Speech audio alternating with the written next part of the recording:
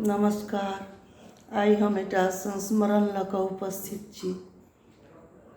साउन भादवके मास आबि रहल छै, बरसात छैहे तऽ बरसातेमे तऽ होइ छै किछु, मतलब ओहिमे जे बेंग तेंग रहै छै ओहिपर एकटा संस्मरण याद आबि गेल तऽ अहाँ सबके सुनबै छी। सावनके बात पर हमरो एकटा संस्मरण मानस पटल पर उभरि आयल, लेकिन धर्म आस्थासँ कोनो सरोकार नहि। सरोकार अछि तऽ सृष्टिके रचयितासँ। हमर वयस 7 के ऊपर छल। हमर डेरा राजकुमारगंजमे छल। 16 कट्ठाके हाता छल, जे आधा दीवाल छल, ओकर ऊपर तारसँ घेरा छल।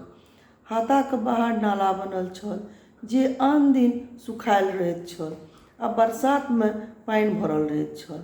आ नालाके ऊपर सड़क छल। नाला खुगल छल। हमसभ भाय बहिन आमके ताकमे रहैत छलहुँ आ आम खसला पर दौड़ैत छलहुँ। जे पहिने पहुँचैत छल ओ चोभा मारैत छल आ सब मिल गप हँकैत छलहुँ।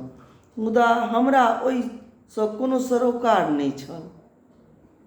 ओना गामक आम अफरात घरमे भरल रहैत छल, लेकिन गाछ तरहक अलग बात छल। आब असल गप पर आबी। वर्षा बन्द भेला पर हम नालाके कातमे घुमैत छलहुँ आ कखनोके देवाल पर बैसिके पानिमे जे बेंग हेलैत छल ओकरा कने कातमे छोट ढेपा मारैत छलहुँ तऽ बेंग सब डूबि जाइत छल आ किछु कालक बाद ओ पुनः ऊपर आबि जाइत छल। नालाके कातमे घुमैत काल बहुत गौरसँ देखैत छलहुँ। ताहिमे हम बहुत ज्ञान अर्जित केलहुँ, लेकिन ओ हमरा कोनो तेहन काज नहि भेल। मुदा अपन नेना लोकनिके एहि विषयमे जरूर बताओल। जेनाकि बेंग अंडा दै छै केना, ओकर बच्चा जन्म केना लऽ वयस्क भेला पर, से सब अध्ययन देखलासँ भेल। बस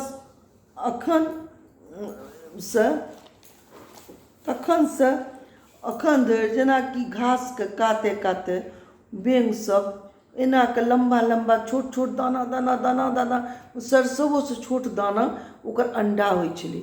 तखन ओ अंडा फूटै छलै तऽ छोट छोट डांगरवला माछके आकारके बेंग पानिमे तैरऽ लगै छल। ओकर बाद ओकर कनिक पैघ भेला पर नाङ्गरि टुटि जाइ छै, तखन ओ बेंगके आकार लऽ लै छल। तखन ओ अपन फेर होइत तुरत बेंगमे परिवर्तित भऽ जाइ छल आओर ओकर केना होइ छलै प्रजनन, कई तरहसँ से सबटा हमरा ओ अध्ययन केलहुँ। लेकिन बच्चामे ई सब चीजके बुझै नहि छलिए। बस एतबेटा संस्मरण अछि।